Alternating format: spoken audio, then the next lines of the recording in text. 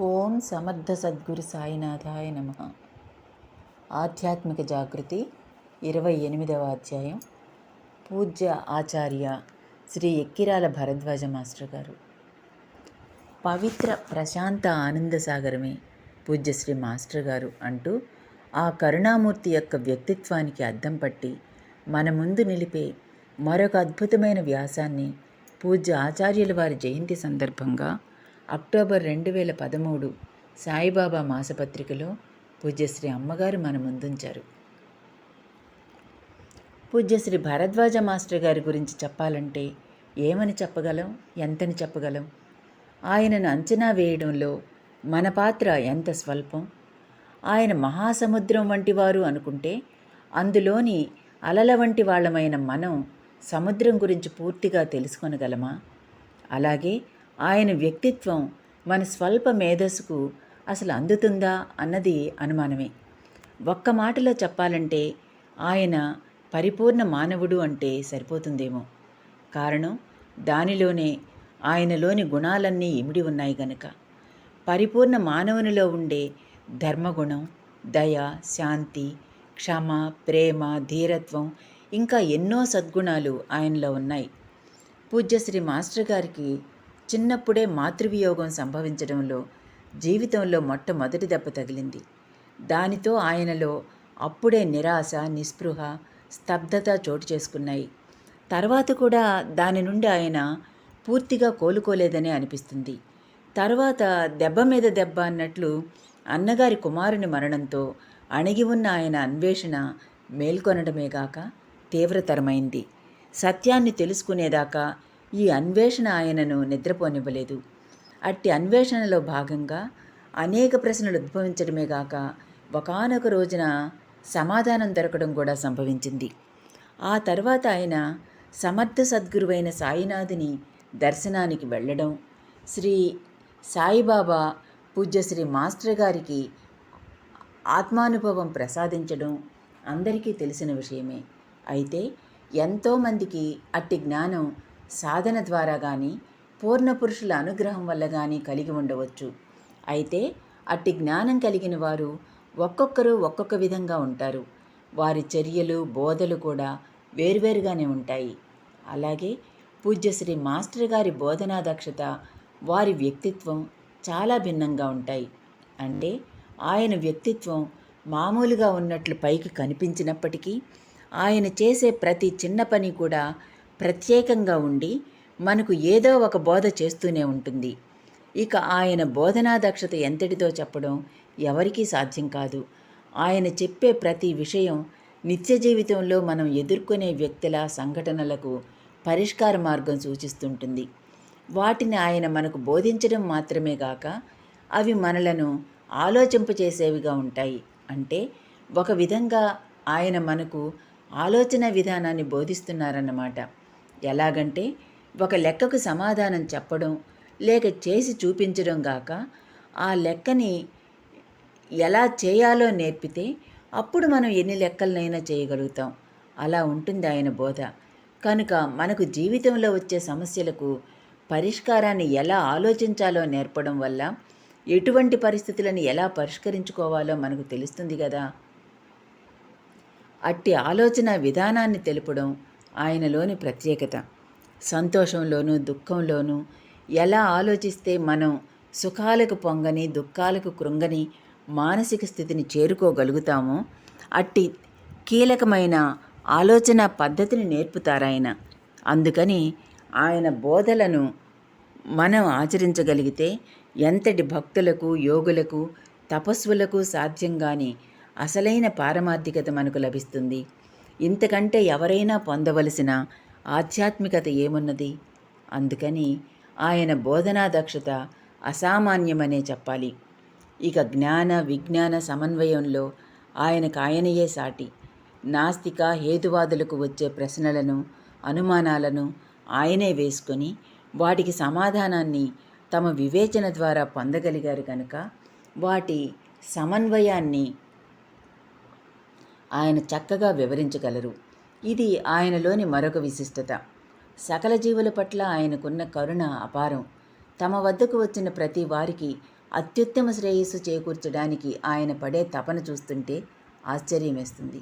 ఒకప్పుడు తమకు సన్నిహితంగా ఉండి తర్వాత తమకు వ్యతిరేకమైన వారి పట్ల కూడా ఆయన కరుణ చూస్తుంటే కళ్ళు చెమర్చక మానవు. ఎవరు తమను ఎటువంటి ప్రశ్నలు వేసినా ఆయన ఓర్పుతో సమాధానం చెప్పేవారు.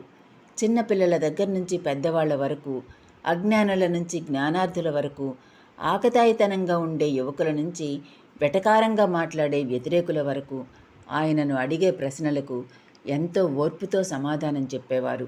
ఉదాహరణకు, భగవంతుడు ఉన్నాడా, ఉంటే ఎలా ఉంటాడు అన్న పెద్ద పెద్ద ప్రశ్నలు వేసేవారికి మీరెందుకు సిగరెట్లు తాగుతున్నారు, స్వామి ఇచ్చిన తర్వాత మానేయవచ్చు కదా అని ఎగతాళిగా ప్రశ్నలు వేసేవారికి మీరు వ్రాసే శ్రీ సాయిలీలామృతం ప్రతిసారి ఎందుకు మార్పులు చేస్తున్నారు, డబ్బు సంపాదించుకోవడానికా అని నిలదీసేవారికి ఆయన ఎవరి మానసిక స్థాయికి అర్థమయ్యే రీతిలో వారికి తగినట్లుగా చిరునవ్వుతోనూ జోక్గానూ సమాధానం చెప్పేవారు.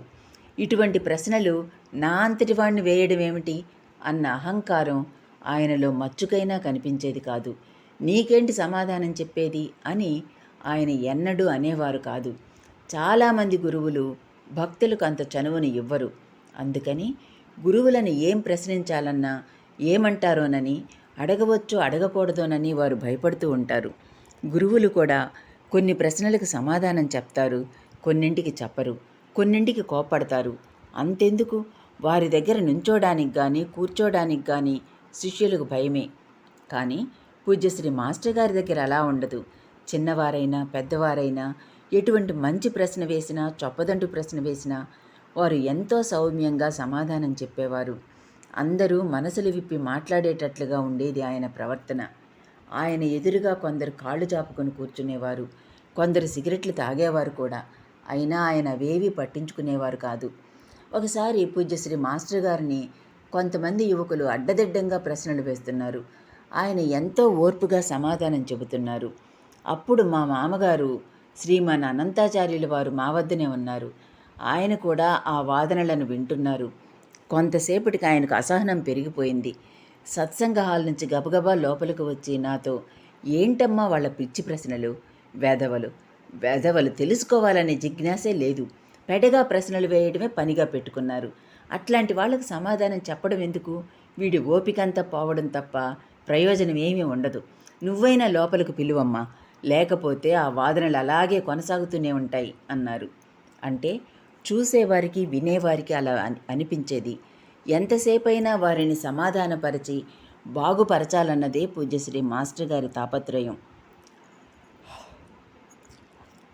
ఆ తాపత్రయం చూస్తుంటే మాతృప్రేమ అంటే ఇదేనేమో అనిపిస్తుంది.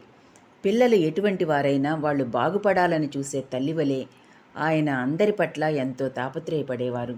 ఇక నా విషయానికొస్తే ఆయన నాకు ఆధ్యాత్మిక శిక్షణను ఎంతగా ఇచ్చారో. చిన్న విషయం దగ్గర నుంచి పెద్ద విషయం దాకా ఎలా ఆలోచించాలో ఆయన నాకు బోధిస్తూనే ఉండేవారు. చిన్నదైన గొంగళి పురుగును చూసి నేను భయపడుతున్నప్పుడు, ఇల్లు శుభ్రంగా లేకపోతే నాకు బాగుండదు అన్నప్పుడు ఆయన చెప్పిన ఆలోచన విధానం నా మానసిక స్థాయినే మార్చివేసింది. ద్వేషమే కాదు, రాగం కూడా ఆధ్యాత్మికంగా ఆటంకమే అన్నప్పుడు నాకు చాలా ఆశ్చర్యం వేసింది. రాగం ఎలా ఆటంకమో ఆయన వివరంగా చెప్పారు. మిన్ను విరిగి మీద పడ్డా మొక్కవోని ధైర్యం, ఆత్మవిశ్వాసం ఆయన స్వంతం. అది ఎన్నో సందర్భాలలో ప్రత్యక్షంగా చూశాను. ఇటువంటి పరిస్థితుల్లో కూడా ఇలా ఉండడం సాధ్యమా అని ఆశ్చర్యపోవడం నా వంతయ్యేది. ఆయన తమ జీవితంలో ఎన్నో క్లిష్ట సమస్యలను ఎదుర్కొన్నారు. కానీ అవేవీ నాతో చెప్పకుండా ఏమీ ఎరుగనట్లే మామూలుగానే ఉన్న తీరు నన్నెంతో ఆశ్చర్యపరిచింది. అవతలి వాళ్లను అంతగా ప్రేమించగలగడం ఆయనకే సాధ్యమనిపించింది. వంతెనపై ఎవరూ ఇల్లు కట్టుకోరు అన్న ఆయన సూక్తిని గురించి ఆలోచిస్తుంటే జీవితంలో ఏదీ నిలువనిదేనని, నిలిచేది మన ప్రవర్తనేనని, మనం చేసుకునే కర్మలే ఎన్నో జన్మలెత్తడానికి కారణమవుతాయని, ఒకవేళ భోగభాగ్యాలను అనుభవించే జన్మలు వచ్చినప్పటికీ ఇది వంతెన మాత్రమేనని గుర్తుపెట్టుకొని దాటిపోవడానికి, అంటే జన్మ పరంపరలను అతిక్రమించడానికి ప్రయత్నించకపోతే మళ్ళీ మళ్ళీ కష్టాలను అనుభవించే జన్మలెత్తే ప్రమాదం పొంచి ఉంటుందనే సత్యాన్ని నాకు బోధపరిచింది. అప్పుడు ఏది ఎలా జరిగినా ఏమిటి నష్టం, అన్న ధైర్యం వచ్చింది. ఇలా జరిగితే బాగుండుననే ఆలోచనను తీసివేయడం ఎంతో తేలికగా అనిపించింది. అప్పుడు జీవితంలో ఏది ఎలా జరిగినా చింతపడాల్సిన అవసరం లేదు. పిల్లల పట్ల ఆయన చూపించే శ్రద్ధ, ప్రేమ మరెవ్వరూ చూపించరేమో. అంతటి పని ఒత్తిడిలోనూ వారి చదువు, ఆరోగ్యం, ఆధ్యాత్మికతకు అవసరమైన బీజాలు వేయడంలో ఆయన సమర్థత అమోఘం. ఎవరికి ఎటువంటి సమస్య వచ్చినా తమకు చేతనైనంత సహాయం చేయడానికి ఆయన ఎప్పుడూ సంసిద్ధులుగా ఉండేవారు. ఆపదలలో ఆదుకునేందుకు ఆయన ఉన్నారనే ధైర్యం ఆయన పరిచయస్తుల్లో ఉండేది. మానవత్వ దృష్టితో చూస్తే ప్రేమ, దయ, క్షమ, దానం, ధైర్యం, ఆత్మవిశ్వాసం, పెద్దల ఎడల గౌరవం మొదలైన సద్గుణాలన్నీ ఆయనలో ఉన్నాయి. అందుకే ఆయన పరిపూర్ణ మానవుడు. ఇక ఆధ్యాత్మిక దృష్టిలో చూస్తే వీటికి తోడు గురుభక్తి, వైరాగ్యం, తత్వజ్ఞానం మొదలైనవన్నీ ఆయనలో నిండుగా ఉన్నాయి. నాకు ఆయన గురించి వివాహం అయ్యేంత వరకు పెద్దగా తెలియదు. చాలా మంచివారని, సాయిబాబా భక్తులని మాత్రమే తెలుసు. ఆయన దగ్గరకు వచ్చిన తర్వాతనే ఆయన యొక్క గొప్పతనం గురించి అవగతమవుతూ వచ్చింది. రాను రాను ఇంకా ఇంకా తెలుస్తూ వచ్చింది. తరువాత అంతటి గొప్పవారు మరొకరు ఉండరని, ఉండబోరని స్పష్టంగా తెలిసింది. ఆయన చెప్పే మాటలను పట్టుకుని వెళ్ళగలిగితే జీవితంలో దుఃఖానికి తావే లేదు అన్నది సత్యం. ఏ విషయంలోనైనా సరే ఆయనలో లోపమెంచడానికి కొంచెం కూడా అవకాశం ఉండదు. గురుభక్తి పరంగా చూస్తే షిరిడీలో మొదటిసారిగా బాబా తమకు అనుభవం ఇచ్చినప్పటి నుండి జీవితాంతము ఆయన స్మరణే తమ శ్వాసగా ఆయన జీవించారు. ఉత్తమ గురుభక్తుని వలె ఆయన తమ గురువు చెప్పిన దానిని ఆచరిస్తూ గురువు తమను ఎలా ఉంచితే అలా జీవించారు. ఆయన తమలోని దివ్యశక్తులను ఏనాడూ ప్రకటించుకోలేదు. అప్పుడప్పుడు వాటంతటి అవే బయటపడేవి. ఆయన ఒక్కొక్కప్పుడు ఇతరుల బాధలను తాము అనుభవించేవారు. ఆ సంగతి కూడా ఎవరికీ తెలియనిచ్చేవారు కాదు. ఒకసారి ఒక అతనికి పిరుదుపై గడ్డలేచింది. అతడు కూర్చోలేక బాధపడుతున్నాడు. అప్పుడు పూజ్యశ్రీ మాస్టర్ గారు అతన్ని, ఒరేయ్, నీకు ఎక్కడ కురుపు లేచిందో అటువైపు నీవు నేల కానించి కూర్చొని ఆ కుండలో నీళ్లు ఒక గ్లాసుడు తీసుకొచ్చి నాకివ్వు అన్నారు. విద్యానగర్లో పూజ్యశ్రీ మాస్టర్ గారు కూర్చునే హాలులో వాకిలి పక్కగా అందరూ తాగడానికి ఒక కుండలో మంచినీళ్ళు ఉంచేవారు. అతడు పూజ్యశ్రీ మాస్టర్ గారు చెప్పినట్లే చేశాడు. ఆ మంచినీళ్ళు మాస్టర్ గారు తాగారు. వెంటనే అతనికి ఆ కురుపు అణిగిపోయింది. కానీ పూజ్యశ్రీ మాస్టర్ గారికి మాత్రం కొద్ది క్షణాల్లోనే నుదుటి మీద కురుపు వచ్చింది. ఎంత పని ఒత్తిడిలో ఉన్నా మధ్యాహ్న సమయంలో పిల్లలు బడి నుంచి వచ్చి భోజనాలు చేసేటప్పుడు ఆయన సాధ్యమైనంత వరకు పిల్లలతో కలిసి భోజనం చేసేవారు. ఆ సమయంలో వారికి యూజీసీ కార్యక్రమాలు చూపించేవారు. చిరంజీవి వేదవతి డాన్స్ ప్రోగ్రాంకు ఊళ్ళో ఉంటే తప్పకుండా వెళ్ళేవారు. కారణం, పిల్లలకు తమ తల్లిదండ్రులు, తమ వాళ్ళు చూసి చాలా బాగుందంటే ఎంతో సంతోషం. పైగా అందరి పిల్లల తల్లిదండ్రుల తమ పిల్లల ప్రోగ్రాములు చూడడానికి వస్తారు. నేనెటూ వెళ్ళలేను. అందుకని వాళ్ళకు ఆ వెలితి తెలియకుండా ఆయన ప్రయత్నించేవారు. వాళ్లకు పాఠాలు చెప్పడమే కాక వాళ్లతో ఆటలు కూడా ఆడేవారు. ద్వారకకు క్రికెట్లో మెళకువలు, వేదవతికి డాన్సులోని ఆధ్యాత్మిక తత్వం చెప్పేవారు. బాధ్యతను స్వీకరించి దానిని 100% నిర్వర్తిస్తూ ప్రశాంతంగా ఉండడం ఆయన యొక్క ప్రత్యేకత. ఆర్థిక పరిస్థితి ఎంతగా బాగుండకపోయినా తమ ప్రయత్నం తాము చేస్తూ ఆందోళన పడే విక్రమ్ వాళ్లకు ధైర్యం చెబుతూ, ఎవరిని చివరకు తాము సహాయం చేస్తే పైకొచ్చిన వాళ్ళనైనా సరే అప్పుగా కూడా ఏమీ అడగకుండా ఉండే ఆయన నిశ్చింతను చూసి తీరవలసిందే. మానవత్వంగా చూసినా, భగవంతునిపై భారం వేయడం పరంగా చూసినా అలా ఎవరుండగలరు అనిపిస్తుంది. దూషణ, భూషణ, తిరస్కారాలను సమానంగా స్వీకరించడం ఆయనకు మాత్రమే సాధ్యం. మనలను గురించి ఎవరు ఎప్పుడు ఏం మాట్లాడినా అది వారి వారి భావాలను బట్టి ఉంటుంది. వారి భావాలు మళ్ళీ మరొక రకంగా మారినప్పుడు వారే విపర్యయంగా మాట్లాడవచ్చు. కానీ మనం ఎలా ఉన్నామో మనం చూసుకోవాలి. ఎలా ఉండాలో ఆలోచించాలి. బాబాకు ఇష్టమైనట్లు నేను ప్రవర్తించగలిగితే చాలు. మిగతా వాళ్ళు పొగిడినా తెగిడినా సంతోషించడానికి కానీ బాధపడడానికి కానీ ఏమున్నది అనేవారాయన. ఎవరినైనా ఏదైనా చెయ్యమని బలవంత పెట్టడం ఆయన అభిమతం కాదు. అలా చేస్తే హృదయపూర్వకంగా ఎవరూ ఏదీ చేయలేరు అని చెప్పేవారు ఆయన. అందుకని ఏ విషయంలోనూ ఎవరిని ఇది చెయ్యవలసిందే అని కానీ, ఇలా చెయ్యవలసిందేనని చెప్పడం చూడలేదు నేను. నా విషయంలో కూడా అంతే. ఏది ఎలా చెయ్యమని కానీ వద్దని కానీ ఆయన చెప్పలేదు. ఏది ఎలా చేస్తే మంచిదో, ఎలా ఆలోచిస్తే మంచిదో మాత్రమే చెప్పేవారు. మామూలుగా ప్రపంచంలో మనం చూసే చాలామంది గురువుగార్లకు ఉండే భేషజాలు ఆయనకు లేవు. తాను గురువునని తలచేవాడు గురువే కాడు అన్నట్లు ఆయన తాము గురువునని ఏనాడు చెప్పలేదు, తలచలేదు కూడా. అందుకే ఎక్కడికైనా ఎవరితోనైనా కొద్దిమందితో కావచ్చు, చాలామందితో కావచ్చు, కలిసి వెళ్ళినప్పుడు ఆయనే స్వయంగా అక్కడి ఏర్పాట్లన్నీ చూసేవారు. సామాన్యంగా గురువులను ఎక్కడికైనా తీసుకుని వెళ్ళాలంటే భక్తులు అక్కడ గురువుగారికి ప్రత్యేక ఏర్పాటు చేసి ప్రత్యేక వాహనంలో వారిని తీసుకువెళ్ళి వారికి అవసరమైన భోజన సౌకర్యాలు భయభక్తులతో చేస్తారు. ఎక్కడ వారికి లోపం జరుగుతుందేమోనని, పాపం వస్తుందేమోనని, గురువుగారికి ఆగ్రహం వస్తుందేమోనని చాలా జాగ్రత్తగా ఉంటారు. కానీ పూజ్యశ్రీ మాస్టర్ గారి విషయంలో మాత్రం అది పూర్తి వ్యతిరేకం. భక్తులకే మాస్టర్ గారు అన్ని సౌకర్యాలు చూసేవారు. అంటే ఆయన తమని తాము ఎంతగా తగ్గించుకునేవారో అర్థమవుతుంది. తమను తాము తగ్గించుకునేవారు హెచ్చింపబడుదురు అన్న బైబిల్ వాక్యం ఆయన పట్ల ఎంతగా సరిపోతుందో. నీ దాసుడను, నీ దాసానుదాసుడను అన్న దానికి ఆచరణ రూపం ఆయన. ఆయన విశ్వసించినది ఆచరించారు, ఆచరించిందే చెప్పారు. ఆయన తాము ఆచరించనిదేదీ చెప్పలేదు. ఆయన నిరంతర శ్రామికుడు. కష్టాలు భగవంతుడిచ్చిన వరాలేమో. ఎప్పుడూ ఏదో పని నిర్విరామంగా చేస్తూనే ఉండేవారు. కాస్త విశ్రాంతి తీసుకోవచ్చు కదా అని అంటే ఆయన ఇలా అనేవారు, సృష్టిలో సహజమైన దేనికి లేని విశ్రాంతి మనకెందుకు? ఒక పనిలో నుంచి మరొక పనిలోకి వెళ్ళడమే విశ్రాంతి. శరీరానికి విశ్రాంతి చాలా తక్కువ అవసరం. విశ్రాంతి సుఖానికి ప్రతీక. సుఖం బద్ధకానికి దోవతీస్తుంది. అదీగాక సుఖపడడం వల్ల పుణ్యం ఖర్చయిపోతుంది. Bank balance అయిపోయినట్లే. ఎంతగా శ్రమిస్తామో అంతగా ప్రకృతిలోని ప్రతి జీవి యొక్క రుణం తీర్చుకుంటాం. లేకపోతే రుణానుబంధాన్ని పెంచుకోవడమే జరిగేది. తిరిగి తిరిగి వాటిని తీర్చుకోవడానికి జన్మలెత్తవలసిందే. దానికి అంతమెక్కడా అనేవారు. ధర్మరక్షణలోనూ న్యాయ పోరాటంలోనూ ఆయన అన్నడూ వెనుకంజ వేయలేదు. ప్రేమించిన వారు విభిన్న కులాల మతస్థుల వారైనప్పటికీ వారికి వివాహం చేయడం శాస్త్రసమ్మతమని ఆయన చెప్పేవారు. అందుకని ప్రేమ వివాహాలను ఆయన ధైర్యంగా జరిపించారు. అలాగే కాలేజీలో అధికారుల నుంచి ఏవైనా సమస్యలు వస్తే వాటిని పరిష్కరించడానికి ముందుండేవారు. ప్రస్తుత రాజకీయాలు ఆయనకు నచ్చేవి కావు. సమర్థవంతంగా ఎవరూ పరిపాలించలేనప్పుడు ఎవరికని ఓటెయ్యాలి అని నిలదీసి అడిగేవారాయన.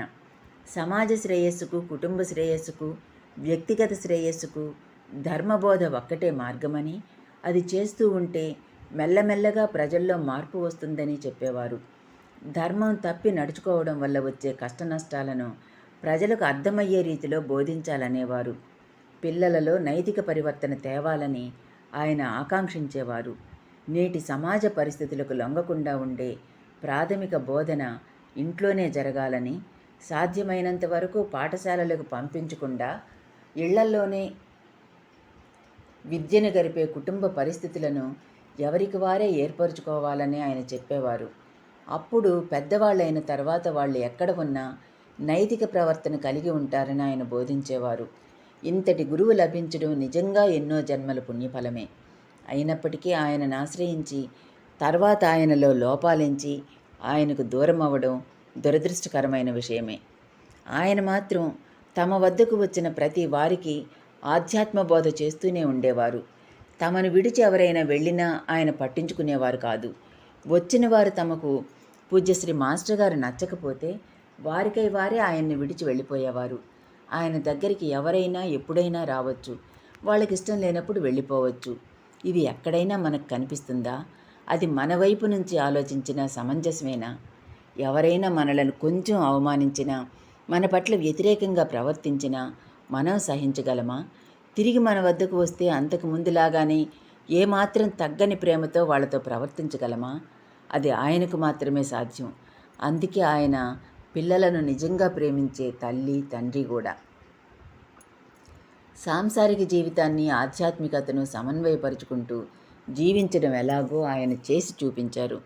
రెండింటికి ఎక్కడా ఆటంకం రాకుండా జీవించడంలోని మెలకువలు ఆయనను చూసి నేర్చుకోవాలి. కర్మ సుకౌశలం అన్న గీతావాక్యానికి ప్రత్యక్ష సాక్ష్యం ఆయన. మామూలుగా కొద్దిగా భక్తిగా ఉన్నవారు కూడా లౌకిక విషయాలను పట్టించుకోకుండా ఉండడం లోకంలో చూస్తుంటాం. అందుకనే ఆధ్యాత్మిక జీవితం అంటే లౌకికత వదులుకోవడం కాబోలు అన్న భయం వల్ల ఆధ్యాత్మికత వైపుకు చాలామంది తొంగి కూడా చూడరు, తొలగిపోతుంటారు. అలాగాక రెండింటినీ సమానంగా తీసుకురావడం పూజ్యశ్రీ మాస్టర్ గారి యందు ప్రకటమవడం చూస్తాం. మామూలు వ్యక్తుల కంటే ఎక్కువగా అందరినీ ప్రేమించడం, వారిని పట్టించుకోవడం, వారి అవసరాలు తీర్చడం చేసేవారాయన. ఇంట్లో భార్యాబిడ్డలనే కాదు, సహోధ్యాయులను, విద్యార్థులను, సహోపాధ్యాయులను, తమకు పరిచయమున్న వారందరినీ, తమ వద్దకు వచ్చే ప్రతి వారిని ఆయన ఆదరంగా చూడడం, వారి లౌకిక ఆధ్యాత్మిక శ్రేయస్సుకు పాటుపడడం చేసేవారాయన. ఈ ప్రత్యేక లక్షణం కూడా అందరిలో ఉండదు. ఎందుకంటే జీవితంలో అంతవరకు కష్టాలే చూడని బుద్ధుడు, అన్నగారి పాపను విపరీతంగా ప్రేమించిన వేమన, భార్యను ఎంతగానో ప్రేమించిన తుకారాం, తమకు సంభవించిన ఏదో ఒక సంఘటన ద్వారా పూర్తి విరాగులై సర్వాన్ని త్యజించారు. ఇక మహాభక్తుల, జ్ఞానుల విషయం చెప్పనవసరం లేదు. కానీ పూజ్యశ్రీ మాస్టర్ గారు అలా కాదు. అట్టి విషాద సంఘటన ఆయన జీవితంలో కూడా జరిగినప్పటికీ ఆయన వైరాగ్యం పరిధులు దాటలేదు. లోపల పూర్తి విరాగి అయినప్పటికీ బయటకు మాత్రం రాగి వలె అన్ని కర్తవ్యాలు ఆయన నిర్వర్తించారు. నాకేమీ ఈ ప్రపంచంలో చేయవలసింది లేదు, కానీ నేను ఇతరుల కోసం అన్నీ చేస్తాను అన్న గీతాచార్యుని వచనం పూజ్యశ్రీ మాస్టర్ గారి పట్ల పూర్తిగా వర్తిస్తుంది. మళ్ళీ ఆత్మానం మానుషం మన్యే, మామూలు మనిషిగానే నన్ను నేను భావిస్తున్నాను అన్నట్లు ప్రవర్తించేవారాయన. ఒక పక్క అన్నీ తెలిసినా గుప్పిడి విప్పకూడదంటూ ఏమీ తెలియని వాని వలె ప్రవర్తించేవారాయన. అబ్బే, నాకేమీ తెలియదు, నేను మీకంటే ముందు షిరిడీ వెళ్ళాను గనక మీకు ఆ మార్గం చెబుతున్నానంతే అని, నేను గురువును కాదు, అందరికీ గురువు ఆ సాయినాథుడే అని, నేను ఆయనను చేర్చే వంతెన లాంటి వాడిని అని చెప్పుకున్నారాయన. పరమ వైరాగ్యంతో సంసారమే వద్దని, సర్వాన్ని త్యజించాలని తలచిన ఆయన గురువాదేశంపై వివాహం చేసుకొని సంసార జీవితంలో ఎటువంటి లోటుపాట్లు లేకుండా చూసుకున్నారు. ఆయనకు వైరాగ్యమే లేకపోతే బాబా ఎప్పుడు పిలిస్తే అప్పుడు వెళ్ళడమేనని ఎలా చెప్పగలిగేవారు? అలా కాకపోయినా బాబా ఎలా ఉంచితే అలా ఉండాలనుకోకపోతే కూడా అది సాధ్యం కాదు. అందుకే ఆయన ఉత్తమ గురుభక్తుడు, పరమ వైరాగ్యమూర్తి. ఆయన నన్ను, పిల్లలని ఎంతో ప్రేమగా చూసుకునేవారు. మాకే లోటు రానివ్వలేదు. నా సాధన గురించి ఎంతో శ్రద్ధ వహించేవారు. సాధనలో ఎన్నో మెలకువలు చెప్పేవారు. ఏ ఏ సమయాలలో, సందర్భాలలో, పరిస్థితులలో భావనలను సరిగ్గా ఎలా మలుచుకోవాలో, ఎలా వివేకంతో ఆలోచించాలో ఆయన చెబుతుండేవారు. ఆయన ఎన్నో సమస్యలను ఎదుర్కొన్నారు, కానీ వాటినెప్పుడూ నాతో చెప్పేవారు కాదు. నాకు చెప్పి నన్ను బాధ పెట్టడం ఎందుకని ఆయన భావం కావచ్చు. అలాగాక అనవసరమని కూడా చెప్పకపోయి ఉండవచ్చు. ఇక ఆయన వద్దకు వచ్చిన తర్వాత నా జీవితం వడ్డించిన విస్తరే. నాకేం లోటున్నది? అవసరమైన అన్నింటినీ ఆయన సమకూర్చారు. 10 మంది ఉన్నప్పుడు చిన్న చిన్న సమస్యలు మామూలే. అందరినీ సర్దుకుపోవడమే సాధన. ఆయన వద్దకు వచ్చిన ఎవరికీ ఏ చింత ఉండదు, అంతా ఆనందమే. అలాంటిది ఆయన సన్నిధిలో నిరంతరం ఉన్న నాకు చింతకు తావెక్కడా? ఆయన పవిత్ర ప్రశాంత ఆనందసాగరం. అందుకని ఆయన సన్నిధిలో నాకు నా శారీరక బాధలేమీ కలత పెట్టలేదు, పెట్టబోవు కూడా. ఇప్పటికీ ఆయన ఈ కుటుంబానికి ఎటువంటి కొరత లేకుండా చూసుకుంటున్నారు. అదే ఆయనకు మా మీద ఉన్న ప్రేమకు నిదర్శనం. బాబా అద్భుత లీలకు ప్రత్యక్ష సాక్ష్యం. ఆయన గురించి ఇలా చెప్పుకుంటూ పోతే అంతుండదు. అందుకే అన్నాను, సముద్రంలోని అల సముద్రాన్ని అంచనా వేయగలదా? దాని గొప్పతనాన్ని మొత్తంగా చెప్పగలదా? అందుకే నేనెప్పుడూ అనుకుంటుంటాను, మా కుటుంబంలోని వారికంటే అదృష్టవంతులు ఎవరుంటారు అని. ఇంతటి అదృష్టాన్ని ప్రసాదించిన ఆ బాబాకు ఏమని కృతజ్ఞత చెప్పగలను? 28వ అధ్యాయం సమాప్తం. ఓం సాయిరామ్.